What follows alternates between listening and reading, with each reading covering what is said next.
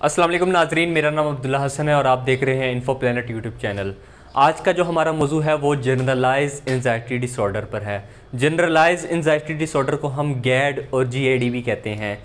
अगर हम generalise anxiety disorder की डेफिनेशन की बात करें या उसके हम बात करें कि जनरलाइज एंजाइटी डिसऑर्डर है क्या है, तो ये एक ऐसी साइकेट्रिक डिजीज़ है जिसमें इंसान हर वक्त, जिसमें एक पेशेंट कह लें, वो हर वक्त घबराहट का शिकार रहता है, हर वक्त वो एंजाइटी का शिकार रहता है। इसकी मैं एग्जांपल देता हूँ, जैसे कि एक आदमी है, उसकी प्रेजेंटेशन है, तो वो प्रेजेंटेशन पे जाने से पहले एक एंजाइटी का शिकार हो जाता है। उसको काफ़ी ज़्यादा पसीने आने लग जाते हैं, उसकी जो पेल्पिटेशन है वो पेल्पिटेशन स्टार्ट हो जाती है उसको, तो एक एंजाइटी का वो शिकार हो जाता है। मगर जब उसकी प्रेजेंटेशन ख़त्म होती है तो वो कम्प्लीटली नॉर्मल हो जाता है। मगर एक जनरलाइज एंजाइटी डिसऑर्डर का जो एक पेशेंट होता है वो नॉर्मल नहीं होता, वो उस वक्त उसके बाद भी घबराहट का शिकार रहता है।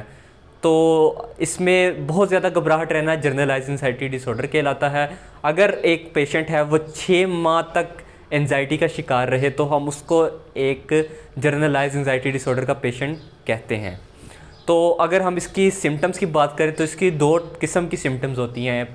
एक सिम्टम्स वो जो मेंटल सिम्टम्स या साइकेट्रिक सिम्टम्स होती हैं, और दूसरी सिम्टम्स जो फिज़िकल सिम्टम्स होती हैं। अगर हम साइकेट्रिक सिम्टम्स की बात करें तो उसमें सबसे पहली सिम्टम एक ओवरथिंकिंग होती है, और एक हर वक्त इंसान का घबराया हुआ रहना, एक कन्फ्यूजन का शिकार रहना मरीज़ का। तो ये इसकी साइकेट्रिक सिम्टम्स हैं। अगर हम इसकी फ़िज़िकल सिम्टम्स की बात करें तो सबसे पहली जो सबसे ज़्यादा इसमें पेशेंट्स में देखी गई है वो सिम्टम है पेल्पिटेशन। जो पेशेंट होता है उसकी जो हार्ट बीट होती है, उसकी जो दिल की धड़कन होती है वो काफ़ी ज़्यादा तेज़ रहती है।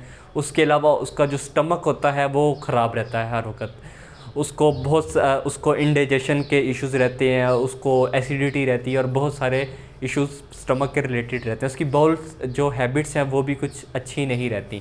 उसके अलावा कुछ केसेस में आपका वेट कम हो सकता है, क्योंकि आपका एपिटाइट जो है वो काफ़ी ज़्यादा कम हो जाता है एंजाइटी में। तो अगर हम उसके अलावा सिम्टम्स की बात करें, उसके अलावा सिम्टम्स ये हैं कि आपके जो पट्ठे जिसे कहते हैं वो काफ़ी खींचे खींचे रहते हैं, मसल टाइटनेस रहती है।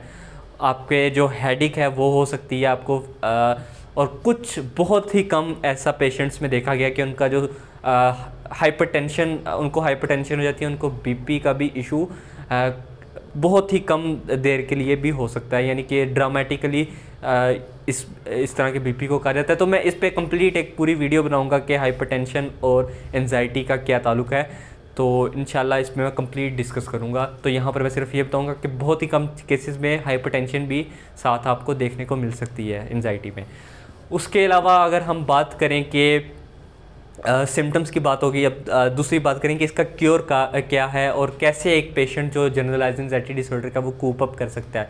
इसके 2 वेज़ हैं। एक ये है कि हम सेल्फली रिकवर करें, और एक ये है कि हम इसमें साइकेट्रिक की और एक काउंसलिंग और मेडिकेशंस भी ले सकते हैं।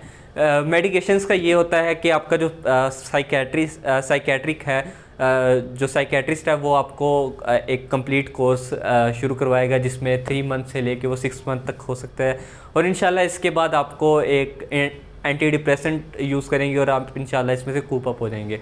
लेकिन अगर एक पेशेंट जो है वो चाहता है कि वो सेल्फली इसमें से निकले, तो उसके लिए सबसे बेहतरीन हल ये है कि वो रनिंग करे।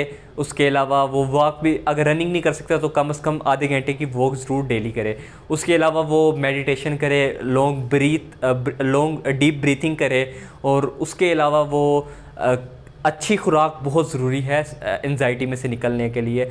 तो एक अच्छी खुराक और मुतवाज़न खुराक ले, जिसमें सलाद का इस्तेमाल ज़्यादा किया जाए, और उसके अलावा आप फलों का इस्तेमाल अपनी खुराक में ज़्यादा कर सके भी इसमें से निकल सकते हैं।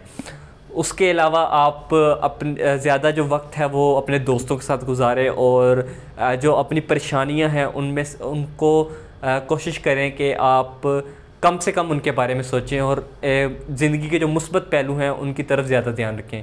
तो ये था हमारा आज का टॉपिक जनरलाइज एंजाइटी डिसऑर्डर के बारे में।